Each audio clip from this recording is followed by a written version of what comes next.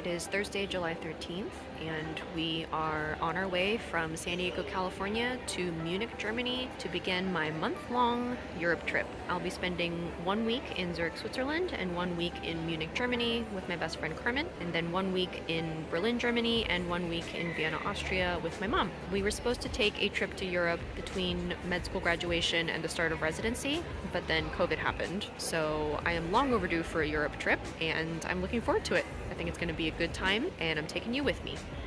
Our trip began with a series of flights from San Diego to Munich. The flight that we booked had 2 layovers actually, so our first flight was a quick one from San Diego to San Francisco, where we had a layover for a few hours before getting on our second flight, which was the longest one, from San Francisco to Frankfurt. We flew in economy, so it was relatively cramped. I can never sleep on planes, so I used the entertainment system for most of the flight. The meals weren't bad either, and they were actually vegetarian by default. Our second flight from San Francisco to Frankfurt took off a little bit late, and so we actually missed our last connection from Frankfurt to Munich, but the airline automatically booked us on the next flight, and so we were able to get into Munich just a few hours later than initially anticipated. We checked into our hotel for the night and then had a delicious dinner of Thai food very late in Munich. Even though we flew into Munich, we would not be staying in Munich quite yet.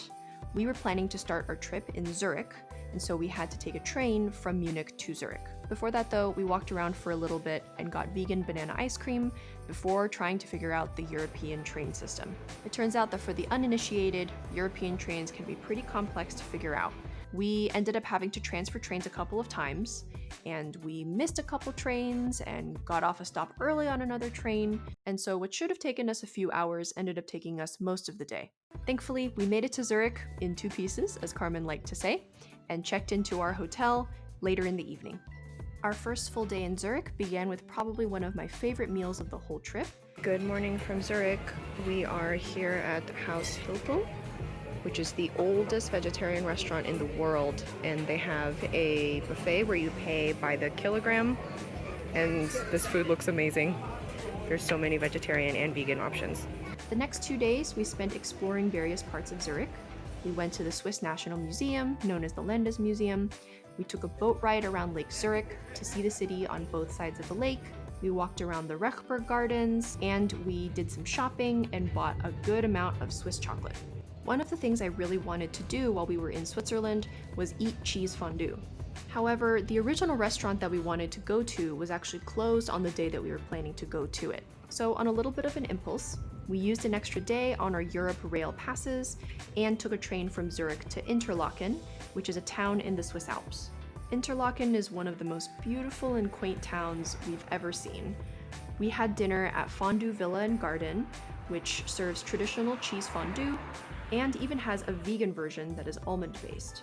The fondue was served alongside a bunch of different items for dipping, including bread, which is traditional, as well as some other things like bell peppers and potatoes. So the bottom one's the regular and the top one is the vegan, and we have our sides. We could not get enough of how beautiful Interlaken was, as well as how majestic the views of the Alps were from the town. There were more Swiss Alps views in store for us though, because the next day we booked a day trip to Lucerne and to Mount Pilatus, one of the Swiss Alps. We took a bus from Zurich to Lucerne, followed by a cable car up to the top of the mountain, where we got to enjoy the beautiful views above the clouds. We even got to explore some cave tunnels within the mountain.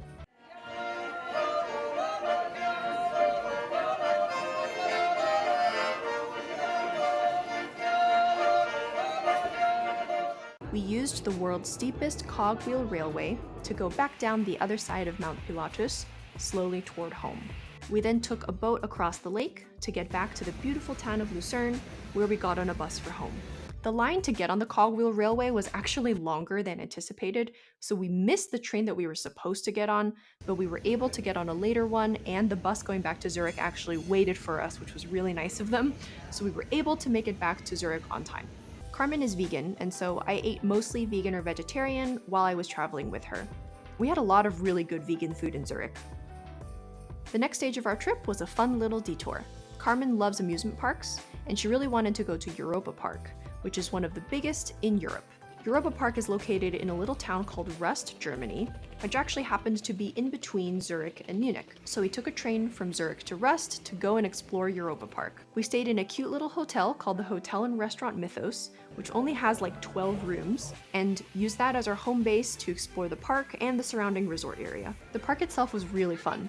Europa Park is divided into a bunch of different sections, each one representing a different country in Europe. Each country has its own little restaurants and shops, as well as different kinds of rides. We are waiting in line at Europa Park to get in. We're in the Italy area, and we're gonna try and make a beeline for some of the most well-known roller coasters in this park, and then we'll go from there.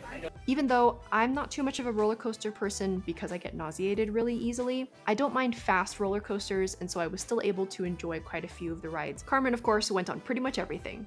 We also had fun looking at all of the different decor in the parks and enjoying some fun snacks too. We even got to watch a couple of shows while we were there. These shows didn't really have a lot of speaking in them, so we were able to enjoy the show even though we didn't speak German. We capped off our Europa Park visit with dinner at a restaurant called Food Loop, where the dishes actually come to you in little roller coaster tracks.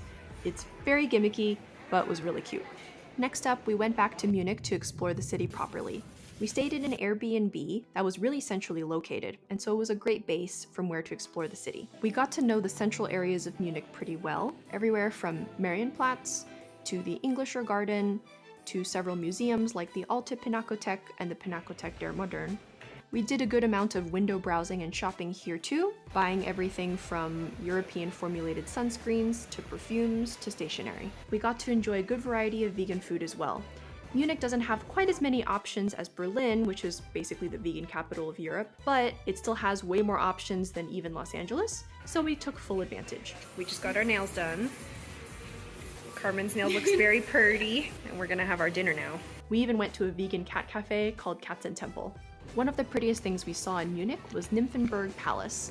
We got to explore both the palace museums as well as the park outside. It rained on and off sometimes, but overall it was beautiful, and of course the air was really fresh after the rain. Before we knew it, July 26th arrived, the day of Carmen's flight home to San Diego, and my mom's flight in from San Diego to Munich. I said goodbye to Carmen and spent my day puttering around in the Airbnb waiting for my mom to arrive.